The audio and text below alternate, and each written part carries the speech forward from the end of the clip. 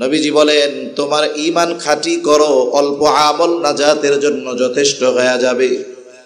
ঈমান খাঁটি করার জন্য, ঈমান ত্রুটি মুক্ত করার জন্য, ঈমান মজবুত করার জন্য যেই ধরনের গুণাবলী আমাদের অর্জন করা দরকার, এই গুণাবলীর মধ্যে অন্যতম গুণ হলো আমানতদারিতা।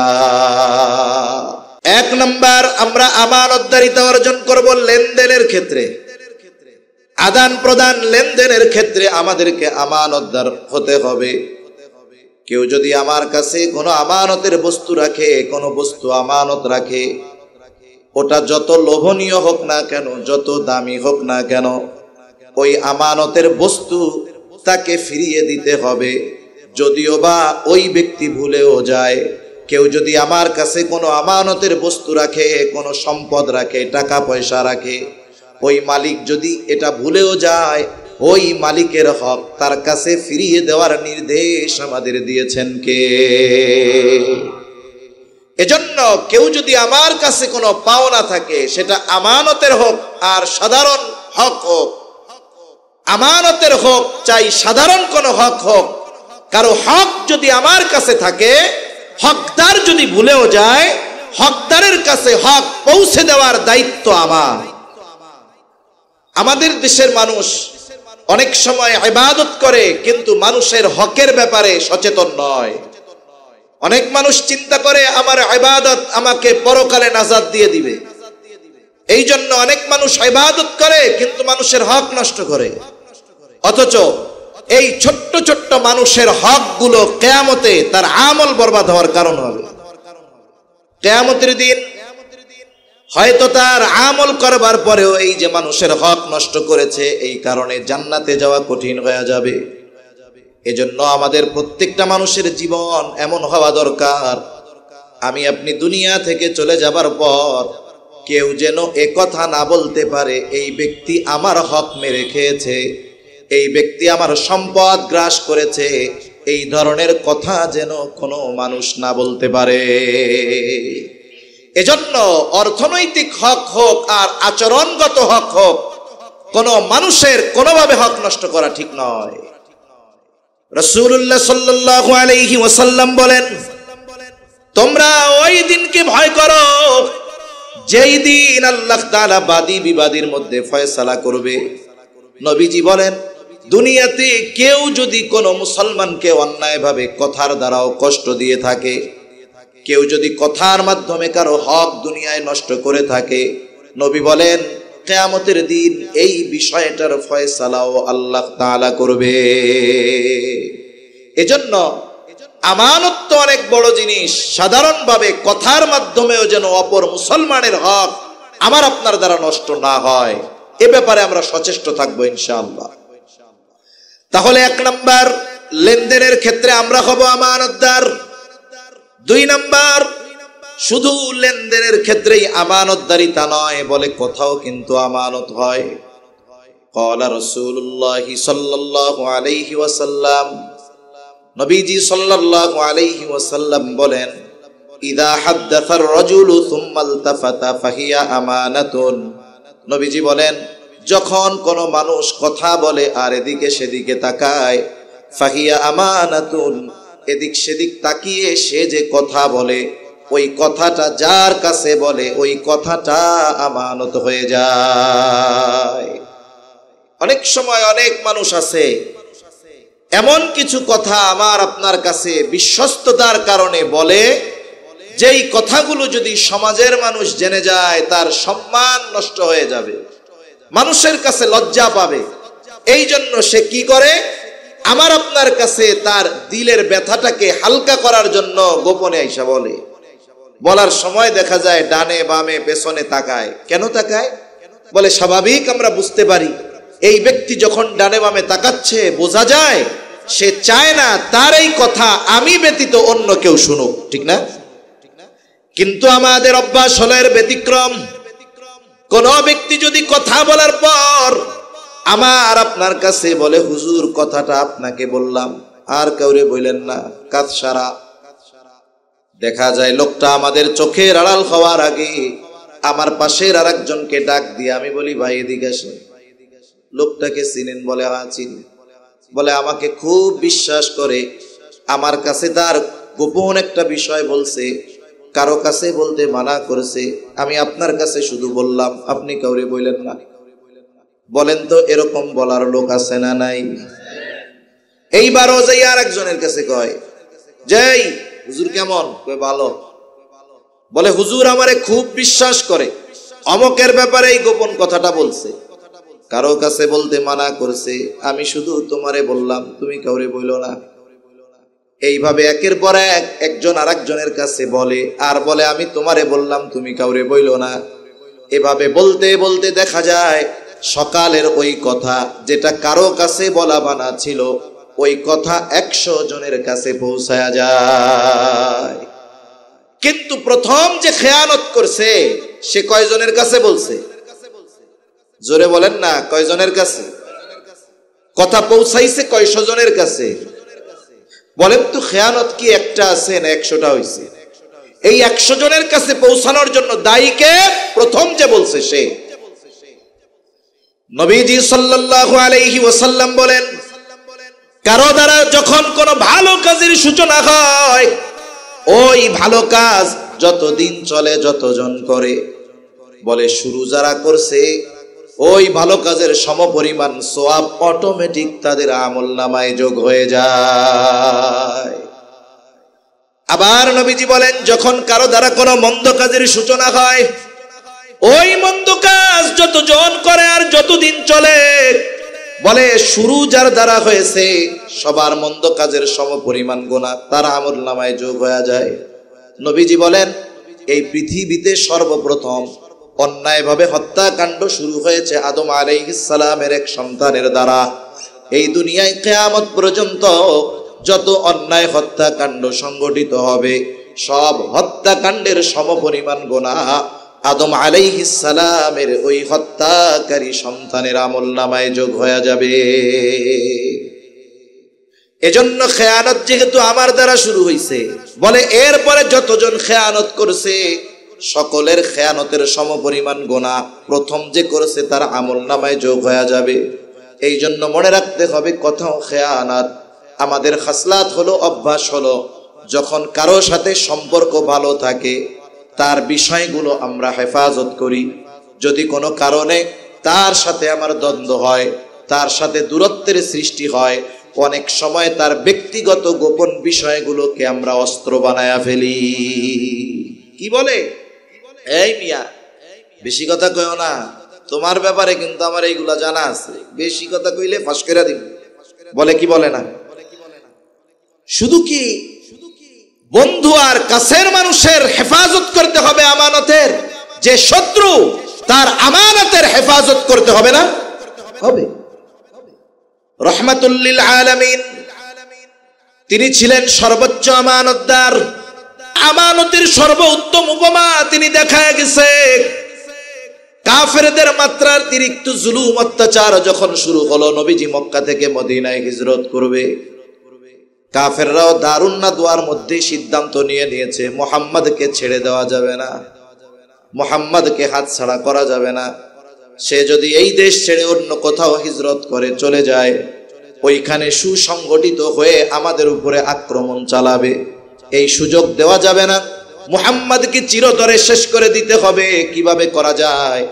সব পরামর্শের পরে সিদ্ধান্ত হলো, প্রত্যেক গোত্র থেকে একজন মুহাম্মদ সাল্লাল্লাহু আলাইহি ওয়াসাল্লামকে হত্যাকাণ্ড ঘটানোর কাজে সম্পৃক্ত থাকবে। সিদ্ধান্ত হলো, আজ রাত মুহাম্মাদের জীবনের শেষ রাত। সবাই সশস্ত্র অবস্থায় প্রত্যেক গোত্র থেকে প্রতিনিধি নবীজির ঘর ঘিরে রাখছে। নবীজির ঘর চতুর্দিক দিয়ে ঘিরে রাখছে, হত্যা করবে। নবীজি ঘরের ভিতর হযরত আলী রাদিয়াল্লাহু তাআলা আনহুর সাথে। নবীজি খোঁজ পেয়ে গেছেন, নবীজিকে জানানো হয়েছে যে কাফেররা আপনার ঘর ঘিরে রাখছে হত্যা করার জন্য। ওই কঠিন মুহূর্তেও নবীজি সাল্লাল্লাহু আলাইহি ওয়াসাল্লাম আলী রাদিয়াল্লাহু তাআলা আনহুর কাছে দায়িত্ব দিয়েছেন। কারণ কাফেররা যদিও নবীজির বিরোধিতা করত, কিন্তু তারা এই ব্যাপারে সুনিশ্চিত যে আমরা যদি আমাদের দামি বস্তুগুলা মুহাম্মাদের কাছে আমানত রাখি, যতই তার বিরোধিতা করি না কেন, শত্রুতা করি না কেন, বিরোধিতা আর শত্রুতার কারণে সে কখনো আমাদের সম্পদের খেয়ানত করবে না। এজন্য একজন ইংরেজ ঐতিহাসিক লিখতেছে আমার আপনার নবীর আমানতদারিতার ব্যাপারে, সে তার ভাষায় লিখতেছে মুহাম্মদ এমন একজন আমানতদার ব্যক্তি ছিলেন, বলে তার ঘোর দুশমন সেও নিশ্চিন্ত মনে তার সবচাইতে দামি সম্পদ মুহাম্মাদের কাছে আমানত রাখত। মানুষেরা তাদের দামি বস্তু নিজের কাছে রাখা যতটা নিরাপদ মনে করত, তার চাইতে মুহাম্মাদের কাছে রাখা আরো বেশি নিরাপদ মনে করত। তাহলে শত্রুর সম্পদ নবীজির কাছে শত্রুরা নিরাপদ মনে করত। নবীজি আলী রাদিয়াল্লাহু তাআলা আনহুকে বুঝায় দিলেন, আমানতের মালিকগুলার পরিচয় দিয়া বললেন, শোনো, প্রত্যেকটা সম্পদ তার মালিকের কাছে পৌঁছাবা, এরপরে তুমি মদিনার উদ্দেশ্যে রওনা হবা। রহমাতুল লিল আলামিন শত্রু চতুর্দিক দিয়ে ঘিরে রাখছে, আমানতের বস্তু তার হকদারের কাছে পৌঁছানোর ব্যবস্থা না করে আমার আপনার নবী মদিনার সফর শুরু করে নাই। এজন্য আমানতের বস্তু সেটা বন্ধুর হোক আর শত্রুর হোক, সর্বক্ষেত্রে আমাদেরকে আমানতদারিতার পরিচয় দিতে হবে। তাহলে আমানতদারিতা হবে কথার মধ্যে। 3 নাম্বার দায়িত্ব আমানত, যেই দায়িত্বকে কেন্দ্র করে আল্লাহ তাআলা এই আয়াত নাজিল করেছেন, সাথে সাথে আল্লাহ তাআলা দায়িত্বকে আমানত বলে অভিহিত করেছেন। বলে জামানা তো এমন, এখনকার অনেক মানুষ দায়িত্ব নেওয়ার জন্য প্রতিযোগিতা করে। অনেক জায়গায় খবর পাই দায়িত্ব পাওয়ার জন্য, নেওয়ার জন্য মানুষ মানুষকে মাইরা ফেলে, ঠিক কিনা বলেন? অনেক জায়গায় টাকা দিয়া দায়িত্ব কিনে, দায়িত্ব নেবার প্রতিযোগিতা। কিন্তু এমন এক জামানা চলে গেছে দুনিয়া থেকে, বলে ওই জামানায় মানুষকে জোর করে দায়িত্ব দেওয়া যায় না, জোর করে দায়িত্ব দেওয়া যায় নাই। কিন্তু এই জামানায় মানুষ দায়িত্ব নেওয়ার জন্য হত্যাকাণ্ড সংগঠিত করতেও পিছপা হয় না, এমন এক জামানা। ইমাম আজম আবু হানিফা রাহমাতুল্লাহি আলাইহি খলিফা মনসুরের সাথে রাস্তায় দেখা, বাজারের মধ্যে দেখা। খলিফা মনসুর সবার উপস্থিতিতে ইমাম আবু হানিফাকে প্রস্তাব দিলেন, ইমাম, প্রধান বিচারকের চেয়ার শূন্য, পদ খালি, আপনাকে প্রধান বিচারক হিসাবে নিয়োগ দেওয়া হলো। কত বড় পদ, প্রধান বিচারক। ইমাম আবু হানিফা রাহমাতুল্লাহি আলাইহি সাথে সাথে খলিফার প্রস্তাব ফিরাইয়া দিলেন, বললেন না, এই পদ বা এই দায়িত্ব গ্রহণ করা আমার দ্বারা সম্ভব নয়। ইমাম আবু হানিফা মুখের উপরে প্রস্তাব ফিরাইয়া দিছে, খলিফার ইগোতে লাগছে, আত্মমর্যাদায় লাগছে যে আমি তাকে প্রধান বিচারকের দায়িত্ব দিলাম, যেই পদ পাবার আশায় থাকে কত মানুষ, আমি তাকে নিজের থেকে এই প্রস্তাব দিলাম, সে মুখের উপরে প্রস্তাব ফিরাইয়া দেয়। খলিফা আর আত্মমর্যাদায় লাগছে, ইগোতে লাগছে। খলিফা রাগান্বিত হয়ে গেছেন, হাতের মধ্যে চাবুক, চাবুকটা দিয়া ইমাম আবু হানিফার গায়ের মধ্যে একটা বাড়ি মেরে দিয়েছে। অনেক সময় পদ মানুষের মনুষ্যত্বকে ধ্বংস করে দেয়, ঠিক কিনা বলেন? দেখা যায় বাস্তব জীবনে একরকম ছিল, কিন্তু চেয়ারে বসার পরে তার চরিত্রের পরিবর্তন হয়ে গেছে। আছে না এরকম অনেক মানুষ? অনেক মানুষ আছে। আমরা মনে করতাম কিছুই মনে হয় বুঝে না, কিন্তু দায়িত্ব নেওয়ার পরে দেখা যায় ওরে বাবা, এর চাইতে অন্য কেউ দেখি বেশি বুঝে না। আমরা তো আগে চিন্তা করতাম জানমালের চিন্তা, কিন্তু এখন একদল দায়িত্বশীলের কারণে আমরা দেশ বাঁচানোর চিন্তায় পড়ে গিয়েছি, ঠিক কিনা বলেন? কিছুই বুঝে না, এখন দেখি দেশ বেঁচে দেওয়ার ধান্দা করে। ইমাম আবু হানিফার গায়ে চাবুক দিয়ে আঘাত মারছে খলিফা। খলিফা মনসুর রাজপ্রাসাদে ফিরে গেলেন। মনসুরের চাচা বলে, মনসুর, কাজটা তুমি ভালো করো নাই, ইমাম আবু হানিফার গায়ে চাবুক দিয়া বাড়ি মারছো, কাজটা ভালো করো নাই, তার কাছে যাও, ক্ষমা চাও। মানুষ যখন রাগান্বিত থাকে রাগান্বিত অবস্থায় সে এমন কিছু কাজ অনেক সময় করে বসে যেটা তার পরবর্তী হায়াত তার জন্য কষ্ট আর লজ্জার কারণ হয়ে যায়। রাগের মাথায় মানুষ অনেক কিছু করে ফেলে। আমাদের দেশে অনেক সময় তুচ্ছ ঘটনাকে কেন্দ্র করে বিবাহ বিচ্ছেদ পর্যন্ত সংঘটিত হয় কি হয় না বলেন? হয়। শয়তান তো এরকম ঘটনা ঘটায়, রাগায় দেয়। মনে করেন একজন কাজ করে আসছে জমিন থেকে, বাড়িতে আসছে দুপুর বেলায়, খানা সামনে দিছে, খাবার দাবার তরকারি সব আছে, পাশে লবণ আছে, মরিচ আছে, সব আছে। যেই বেচারি রান্না করছে ভুলে তরকারিতে লবণ দিতে মনে নাই। মশলা টসলা যতই দেওয়া হোক, যদি লবণ না দেয় তরকারি কি মজা লাগবো? স্বাদ লাগতেছে না মুখে। ভাতের সাথে তরকারি মাখায় নিছে, স্বাদ লাগে না। সমস্যা দূর হবে, এক চিমটি লবণ ভাতের মধ্যে নিলেই তো কাজ শেষ, ঠিক কিনা? কিন্তু শয়তান আইসা মনের মধ্যে ওয়াসওয়াসা দিতেছে, হায় রে এত পরিশ্রম করস, রক্ত পানি বানায় ফেলাইতেছস, কাগলাইগা কি রান্না করে এডি মুখে দেওয়া যায়? এইবার ওই যে মনের মধ্যে উস্কানি দিছে, মুখ দিয়া এবার চিৎকার করতেছে, কি রান্না করো এইগুলা, এগুলো কি মুখে দেওয়া যায়? লবণ টবণ কিচ্ছু হয় নাই। এইবার শয়তান মহিলার কাছে গেছে, অন্তরে ওয়াসওয়াসা দেয়, দেখছস এই আগুনের পাশে বৈশা কাদের জন্য রান্না করস? নইলে একটু ভুলই হইছে, লবণ দিতে মনে নাই, লবণ নিলেই তো কাজ শেষ। দেখছস তোর কোনো মূল্যই নাই এই পরিবারের মধ্যে। এবার মহিলাও চিৎকার করে কয়, এত চিল্লান কেন? পাশে লবণ আছে, নিলেই তো শেষ হয়ে যায়, অসুবিধা দূর হয়ে যায়। এইবার শয়তান আবার ওই বেটার কাছে আইসা কয়, দেখছস নি তোরে কত ঝাড়ি দিয়া কথা কয়। এইবার শুরু হয়ে গেছে, হ্যাঁ কত বড় স্পর্ধা, আমার উপরে, মুখের উপরে তর্ক, কথা। এই সময় এক সময় আস্তে আস্তে কি হয়, দুইজনের মধ্যে দ্বন্দ্ব এমন অবস্থায় চলে যায় বিবাহ বিচ্ছেদের মতো ঘটনা ঘটে। এত বড় এক ঘটনা ঘটছে, সূচনা কি নিয়া? বলে তরকারিতে লবণ হয় না, এটা নিয়া। এই যে শয়তানের এক মিশন শেষ। এইবার দুইজনের কাছে শয়তান মোহাব্বতের খাজানা নিয়ে হাজির। অন্তরের অবস্থা এমন, ইনি ওনারে ছাড়া বাঁচবে না, তিনি তানারে ছাড়া বাঁচবে না। কিন্তু একসাথে তো 14 গোষ্ঠী ধইরা মাইরা দিছে। এবার কি হয়, বলে মাদ্রাসার মুফতি সাহেবের কাছে যায়, গিয়া বলে হুজুর কাজটা তো করে ফেলছি, কি করছো? কয় আমার বউরে একসাথে দিয়ে দিছি 14টা। এইবার মুফতি সাহেব বলে, দিছেন কেন? কয় হুজুর রাগের ঠেলায় দিছি, হুজুর রাগের ঠেলায়। তাই কেউ কি খুশি হইয়া এই কাম করে না রাগ হইয়া করে? জোরে বলেন, খুশি হয়ে না রাগ হয়ে? রাগ হইয়াই তো করে।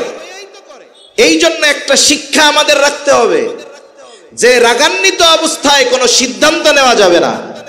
রাগান্বিত অবস্থার সিদ্ধান্ত অধিকাংশ সময় ভুল হয়। এজন্য শরীয়তে ইসলাম রাগ হওয়ার পরে কি করবে? বলে দাঁড়ানো থাকলে বসে পড়বে, ওযু করবে, নামাজে দাঁড়ায়া যাবে।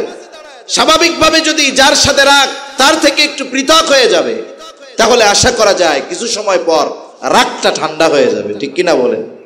এজন্য রাগান্বিত অবস্থায় কোনো সিদ্ধান্তে যাওয়া যাবে না। আর আমাদের রাগ দ্বীনের ব্যাপারে হয় না, আল্লাহকে গালি দিলে রাগ হয় না, নবীকে গালি দিলে রাগ হয় না, কোরআনের বিরুদ্ধে বললে রাগ হয় না, ইসলামের বিরুদ্ধে বললে রাগ হয় না। আমাদের যত রাগ হয় নেতার বিরুদ্ধে বললে। তোমার নেতা ইসলামের বিরুদ্ধে বলে, এই জন্যই তো বলা হয়। কিন্তু তোমার নেতার বিরুদ্ধে যদি উলামায়ে কেরাম, ইসলাম প্রিয় দিনদার তাওহীদি জনতা যদি প্রতিবাদ করে, তুমি ওই ইমানদার ব্যক্তিদের বিরুদ্ধে আচরণ করো, ঠিক কিনা বলেন? তোমার এই রাগ দেয় শয়তানে। আর ইসলামের জন্য, দ্বীনের জন্য যারা রাগ হয়, এটা ঈমানের পরিচয় বহন করে। এজন্য রাগ তো হবে দ্বীনের জন্য, কিন্তু আমাদের রাগ হয় জাগতিক তুচ্ছ কারণে। যদি রাগ হয়, খবরদার রাগান্বিত অবস্থায় আমরা চূড়ান্ত সিদ্ধান্ত নিব না। খলিফা মনসুর যখন চাবুক দিয়ে আঘাত করছে তখন তো ছিল রাগ, এখন ক্ষমা চাইতে যাবে, রাগ নাই। ক্ষমা চাইতে যাইতে তার লজ্জা লাগতেছে। খলিফা মনসুর তার সবচাইতে বিশ্বস্ত ব্যক্তিটাকে ইমাম আবু হানিফার কাছে পাঠায়া দিল। যাবার সময় এক থলে স্বর্ণ মুদ্রা দিয়া বলে যাও ইমাম আবু হানিফাকে গিয়ে বলবা খলিফা তার আচরণের জন্য লজ্জিত, আপনি তাকে মাফ করে দেন। সাথে সাথে এই এক থলে স্বর্ণ মুদ্রা তারে হাদিয়া দিয়া বলবা এটা খলিফা আপনাকে হাদিয়া দিয়েছে, আপনি যদি এই হাদিয়া গ্রহণ করেন তবেই খলিফা সুনিশ্চিত হবে যে আপনি তাকে মাফ করেছেন। লোকটা চলে গেছে ইমাম আবু হানিফার কাছে, গিয়া বলে ইমাম খলিফা তার আচরণের জন্য লজ্জিত, আপনার কাছে ক্ষমা প্রার্থী, ক্ষমা করে দেন। ইমাম আবু হানিফা নববী গুণে গুণান্বিত মানুষ, নববী গুণে গুণান্বিত মানুষ, সাথে সাথে বললেন হ্যাঁ আমি তারে মাফ করে দিলাম। এইবার ওই ব্যক্তি স্বর্ণ মুদ্রার থলে দিয়া বলে ইমাম এটা আপনার জন্য খলিফা হাদিয়া দিয়েছে, এই হাদিয়া যদি আপনি গ্রহণ করেন তবেই সে সুনিশ্চিত হবে আপনি তাকে মাফ করে দিয়েছে। মাফ তো করছেন, হাদিয়াটা নেন। এইবার যেহেতু আপনি তার উপরে খুশি, খুশি না হইলে তো আর মাফ করেন নাই। ইমাম আবু হানিফা বললেন যাও, হাদিয়া লাগবে না, এটা ফিরায় নিয়ে যাও। লোকটা বারবার পিড়াপিড়ি করতেছে। ইমাম আবু হানিফা জিজ্ঞাসা করলেন তোমার খলিফা যে আমারে হাদিয়া দিল এত স্বর্ণ মুদ্রা পাইল কোথায়? বলে উনি পাবে কোথায়, রাষ্ট্রীয় সম্পদ থেকে দিয়েছে, কোষাগার থেকে দিয়েছে। ইমাম আবু হানিফা বলেন এটা ফিরায় নাও। লোকটা এবার বলে ইমাম আপনি এইটা রাখেন, যদিও আপনি নিজের জন্য ব্যয় না করেন, মানুষরে সদকা করে দিয়েন, তারপরেও রাখেন। ইমাম আবু হানিফা এবার কঠোর হয়ে বললেন শোনো, তোমার খলিফাকে এটা ফেরত দিয়ে দিবা, সাথে সাথে এটাও বলবা রাষ্ট্রীয় সম্পদ ব্যক্তিগত কাজে ব্যবহার করার অধিকার তার নাই, বরং এই সম্পদ রক্ষণাবেক্ষণের দায়িত্ব তার। তাকে যেই সম্মানী এই কারণে দেওয়া হয় ওই সম্মানের বাহিরে একটা টাকা ব্যক্তিগত কাজে খরচ করার অধিকার তার নাই। তাকে গিয়ে বলবা এই সম্পদ আমানত, তার দায়িত্ব আমানত। কারণ রাষ্ট্রীয় দায়িত্ব যারা পালন করে একেবারে মেম্বার থেকে নিয়ে প্রেসিডেন্ট পর্যন্ত, বলেন তো এই দায়িত্ব পালন করার কারণে তাদেরকে কিছু সম্মানী দেওয়া হয় কি হয় না? ওইটার অধিকারী তাদের আছে, এর বাইরে তাদের অধিকার নাই। অথচ দেখুন অনেক সময় আমরা ইসলামী শাসন ব্যবস্থার কথা বললে মানুষ ভয় পায়, আর আমাদেরও ব্যর্থতা। ইসলামী শাসন ব্যবস্থা বা শরীয়ী আইন বলতে আমরা আপনাদেরকে শুধু বুঝাইছি যে চুরি করলে হাত কেটে ফেলবে, জেনা করলে পাথর মেরে মেরে ফেলবে। ইসলামী শরিয়াতে কি শুধু এই দুইটাই আছে, অন্য কিছু নাই? মনে রাখবেন শুধু মুসলমান নয়, গোটা পৃথিবীর মানুষ যেগুলো চায় ওই আইনি শরিয়ত বাস্তবায়ন করতে চায়। দুনিয়ার কোন মানুষ আছে দুর্নীতি চায়? আপনারা কেউ দুর্নীতি চান? যেই দলের লোক হোক, কেউ কি দুর্নীতি চায়? দুর্নীতিবাজ ছাড়া সাধারণ কোন মানুষ দুর্নীতি চায় না, সাধারণ কোন মানুষ চুরি ডাকাতি চায় না, সাধারণ কোন মানুষ অন্যেরটা মেরে খাবে, জোর জুলুম করে নিয়ে যাবে, এটা পছন্দ করে না। সাধারণ কোন মানুষ তার হক নষ্ট করবে কেউ, এটা পছন্দ করে না। অনুরূপভাবে শরীয়ত জুলুম চায় না, শরীয়ত অন্যের হক নষ্ট করতে চায় না, বরং সাধারণ মানুষ শান্তির জন্য যেটা চায় ওটাই শরীয়তে ইসলাম চায়। ঠিক কিনা বলে? তবে দুর্নীতি বন্ধ করার আইন ইসলামেও আছে, জাগতিকভাবে অন্যান্য আইনের মধ্যেও আছে। সমস্যা হলো জাগতিক আইনের ফাঁক ফোকর আছে, এই জন্য বড় বড় জুলুম করার পরেও রাঘব বোয়ালরা ফাঁকা দিয়া বের হয়ে যায়। কিন্তু কোরআন সুন্নাহর আইনে কোনো ফাঁকা ফোকর নাই, জানে কোন চুনাপুটিও যদি দুর্নীতি করে শরীয়তের আইনের জালে তাকে বেঁধে যাওয়া লাগবে। ঠিক কিনা বলে? এজন্য ওই দল ইসলাম চায় না। কিন্তু ইসলাম যেটা চায়, গোটা পৃথিবীর মুসলিম হোক আর নন মুসলিম হোক সবাই সেটা চায়। এজন্য শরীয়তে ইসলাম পরিপূর্ণ প্রতিষ্ঠিত না হওয়া পর্যন্ত দুনিয়ায় প্রকৃত শান্তি আসা এটা অসম্ভব। ইমাম আবু হানিফার কথায় লোকটা ফিরে গেল। এইবার খলিফার কাছে আরো মিথ্যা কথা সাজায়া বলতেছে, খলিফা আপনাকে ইমাম আবু হানিফা খেয়ানতকারী বলছে। খলিফা প্রচন্ড রাগান্বিত হয়ে গেলেন, বাহিনী পাঠায় দিলেন, যাও, কত বড় স্পর্ধা, আমারে খেয়ানতকারী বলে ওকে জেলখানার মধ্যে বড়। ইমাম আবু হানিফাকে জেলখানার মধ্যে বড়া হলো। প্রতিদিন চাবুক দিয়ে আঘাত করা হতো আর বলা হতো, আপনি যদি প্রধান বিচারকের দায়িত্ব গ্রহণ করেন ছেড়ে দেওয়া হবে। ইমাম আবু হানিফা চাবুকের আঘাতে জর্জরিত হয়ে গেছেন, তবুও প্রধান বিচারকের দায়িত্ব গ্রহণ করেন নাই। ঐতিহাসিকদের থেকে দুইটা বর্ণনা পাওয়া যায়। এক বর্ণনা বলে, যখন ইমাম আবু হানিফা তার কথার উপরে অটল, সিদ্ধান্তের উপরে অটল, খাবারের সাথে বিষ মিশায়া ইমাম আবু হানিফাকে হত্যা করা হলো। আর এক বর্ণনায় যখন তিনি প্রচন্ড অসুস্থ হয়ে গেলেন, ওনাকে ছেড়ে দেওয়া হলো, তবে গৃহবন্দী করে ফেলা হলো। ওই অবস্থায় ইমাম আবু হানিফা দুনিয়া থেকে বিদায় নেন। ছাত্ররা ইমাম আবু হানিফাকে জিজ্ঞাসা করে, উস্তাদ, যেই দায়িত্ব নেওয়ার কারণে আপনার উপরে এত জুলুম, এত অত্যাচার, ওই দায়িত্ব গ্রহণে আপনি অযোগ্য ব্যক্তি নয়, বরং ওই সময় যদি গোটা পৃথিবীর মধ্যে প্রধান বিচারকের দায়িত্ব গ্রহণ করার জন্য একজন যোগ্য ব্যক্তি থাকতো, বলে ওই যোগ্য একজন ব্যক্তি হতেন ইমাম আজম আবু হানিফা রহমাতুল্লাহি আলাইহি।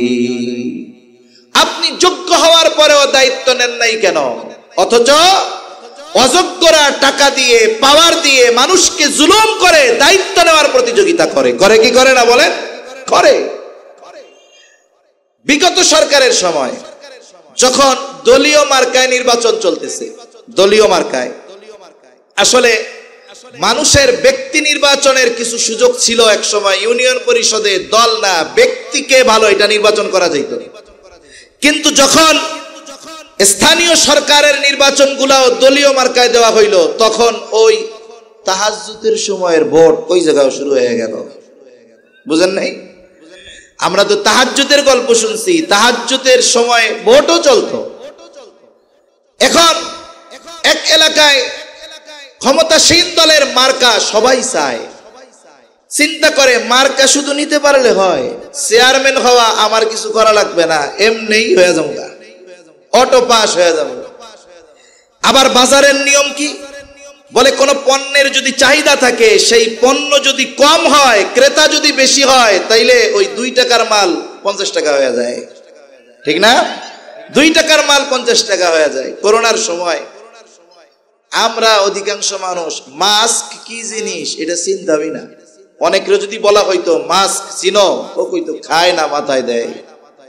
করোনার সময় 3 ওয়াজ বেশি, শুরুতে 3 ওয়াজ বেশি হয়েছে না, 3 ফুট দূরত্ব, বারবার হাত ধোয়া আর মাস্ক লাগানো। এই যে মাস্কের কথা শুনাইতে শুনাইতে আমাদের দিমাগে মাস্ক এমন ভাবে ঢুকায় দিছে যে ফার্মেসি গুলার মধ্যে অনেকে মাস্ক কিনা রাখছিল 3 বছর আগে, যেই বক্স কিনছে 3 কোনা দিয়া ইঁদুরে খেয়ে ফেলছে। কেউ কিনে না, দোকানের কোনায় ফালায় রাখছে। কিনছিল 50 পয়সা কইরা, ওই 50 পয়সার এক একটা মাস্ক ওই সময় 50 টাকা বিক্রি হয়েছে। কেন হয়েছে? বলে ওই যে চাহিদা উঠায়া দিছে, কিন্তু মার্কেটে প্রোডাক্ট ওই মুহূর্তে কম, এজন্য দাম বেড়ে গেছে। এখন মার্কা তো একটা, ক্যান্ডিডেট অনেক। বাজারের নিয়ম আছে কিছু, কোন কোন জায়গায় হয়, যখন দেখে দাবিদার অনেকজন, পণ্য একটা, কয় এবার আর পণ্যের দাম নির্ধারিত না, এটা এখন নিলাম হবে। নিলাম বুঝেননি? নিলাম হবে। এখন নিলামে ডাক দেয়, নিলামে ডাকতে ডাকতে ওই মার্কার দাম উঠছে 3 কোটি না 5 কোটি টাকা। মার্কা পাইতে হইলে কত দিতে হবে? জোরে বলেন না, কয় কোটি? এখন এই 5 কোটি 10 কোটি আমাদের কাছে টাকা মনে হয় না, না থাক নাই তাতে কি, 1000 কোটি টাকা পাচারের গল্প শুনতে শুনতে 5-10 কোটি টাকা, এটা টাকা মনে হয় না। নাই তাতে অসুবিধা নাই, কিন্তু টাকার পরিমাণটা এখন আর আমাদের কাছে বড় মনে হয় না। এখন ওই আল্লাহর বান্দা 5 কোটি টাকা দিয়া নির্দিষ্ট দলের মার্কা পাইছে। কথাটা খেয়াল দিয়ে শুনতে হবে। নির্বাচনের সময় পোস্টার লাগায় না? কি লেখে? আসন্ন এত নং ইউনিয়ন পরিষদ নির্বাচনে চেয়ারম্যান পদপ্রার্থী হিসাবে অমুক ভাইকে তমুক মার্কায় ভোট দিয়ে জয়যুক্ত করে অত্র ইউনিয়নের জনগণের সেবা করার সুযোগ দান করুন। এরকমই তো লেখে নাকি? এই আল্লাহর বান্দা তার পোস্টারের মধ্যে ওই মার্কার ছবি দিয়া এই কথা লেখছে, তা এই মার্কা পাইতে তার খরচ হইছে কয় কোটি? এখন আমারে বলেন তো, যেই ব্যক্তি বাস্তবেই জনগণের সেবা করতে চায়, ওই ব্যক্তির সেবা করার জন্য যে 5 কোটি টাকা দিয়ে মার্কা কিনতে পারে, ওই ব্যক্তির জনগণের সেবা করার জন্য চেয়ারম্যান হওয়া লাগে